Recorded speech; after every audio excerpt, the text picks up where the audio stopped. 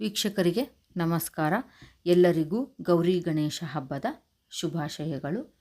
ಗಣೇಶ ಹಬ್ಬವು ಇದೇ ತಿಂಗಳು ಅಂದರೆ ಸೆಪ್ಟೆಂಬರ್ 7ನೇ ತಾರೀಕು ಬಂದಿದೆ. ಹಿಂದಿನ ದಿನ 6ನೇ ತಾರೀಕು ನಾವು ಗಣೇಶನ ಅಮ್ಮನಾದ ಗೌರಿಯನ್ನು ಕರೆಯುತ್ತೇವೆ. ಹಾಗೆ 7ನೇ ತಾರೀಕು ಗಣೇಶನನ್ನು ತರುವ ಟೈಮಿಂಗ್ಸು ಬೆಳಗ್ಗೆ 7:36ರಿಂದ 9 ಗಂಟೆಯೊಳಗೆ ತೊಗೊಂಬರಬೇಕು.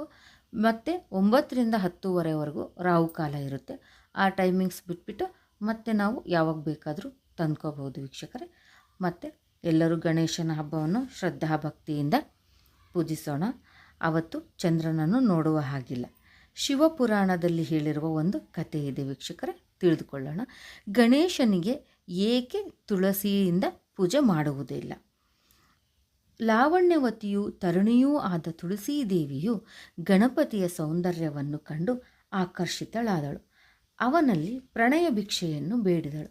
ಆದರೆ ಬಾಲಬ್ರಹ್ಮಚಾರಿಯಾದ ಗಣಪತಿಯು ವಿವಾಹವು ಜ್ಞಾನ ಸಾಧನೆಗೆ ಪ್ರತಿಬಂಧಕ ಮತ್ತು ನಾನು ಎಂದೂ ವಿವಾಹವನ್ನು ಮಾಡಿಕೊಳ್ಳುವುದಿಲ್ಲ ಎಂದು ಹೇಳ್ತಾನೆ ಗಣೇಶ. ಇವಳು ಪ್ರಣಯ ಭಯದಿಂದ ಅವಮಾನಿತಳಾದ ತುಳಸಿಯು ಗಣಪತಿಗೆ ನಿನ್ನ ಮದುವೆ ತಪ್ಪದೇ ಆಗಲಿ ಎಂದು ಶಾಪ ಕೊಡ್ತಾಳೆ. ಆಗ ಗಣಪತಿಯು ಸಹ ಅವಳಿಗೆ ನೀನು ರಾಕ್ಷಸನ ಪತ್ನಿಯಾಗುವೆ ಮತ್ತು ಒಂದು ಗಿಡವಾಗಿ ಬೆಳೆಯುವೆ ಎಂದು ಮರುಶಾಪವನ್ನು ಕೊಡ್ತಾಳೆ. ಅದರ ಭೀತಿಯಿಂದಾಗಿ ತುಳಸಿಯು ಗಣೇಶನ ಸ್ತುತಿಯನ್ನು ಮಾಡ್ತಾಳೆ. ಅದರಿಂದ ಪ್ರಸನ್ನಿತನಾದ ಗಣಾಧೀಶನು ಅವಳಿಗೆ ನೀನು ಶ್ರೀಹರಿಗೆ ಅತ್ಯಂತ ಪ್ರೀತಿಯ ಒಂದು ತುಳಸಿ ಆಗ್ತೀಯ ನೀನು. ಹಾಗೆ ನಿನ್ನನ್ನು ಎಲ್ಲ ಭಕ್ತರು ವಿಷ್ಣುವನ್ನು ಪೂಜಿಸಲು ಮೋಕ್ಷವನ್ನು ಪಡೆಯುವರು ಈ ತುಳಸಿಯನ್ನು ಇಟ್ಬಿಟ್ಟು. ಆದರೆ ನನಗೆ ಮಾತ್ರ ನೀನು ತ್ಯಾಜ್ಯಳೆ ಆಗಿ ಉಳಿಯುವೆ ಎಂದು ಗಣೇಶ ಹೇಳ್ತಾನೆ. ಆದುದರಿಂದ ಗಣಪತಿಗೆ ಇವತ್ತಿಗೂ ಸಹ ವೀಕ್ಷಕರೇ ತುಳಸಿಯಿಂದ ಪೂಜೆ ಮಾಡಬಾರ್ದು, ಯಾರೂ ಮಾಡಲ್ಲ. ಹಾಗೆಯೇ ಚೌತಿ ಚಂದ್ರನ ನಾವು ದರ್ಶನನ ಅವತ್ತು ಸಹ ಮಾಡಲ್ಲ ಗಣೇಶನ ನೋಡೋವರೆಗೂ. ಇದು ಚಂದ್ರನಿಗೆ ಶಾಪದ ಕತೆ, ಎಲ್ಲರಿಗೂ ಇದು ಗೊತ್ತೇ ಇದೆ.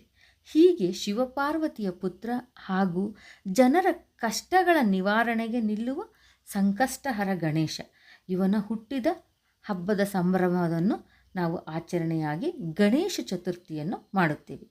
ಈ ಹಬ್ಬವು ತಾಯಿ ಮತ್ತು ಮಗನ ನಡುವಿನ ಬಾಂಧವ್ಯವನ್ನು ಜಗತ್ತಿಗೆ ಸಾರುವ ಹಬ್ಬವಾಗಿದೆ.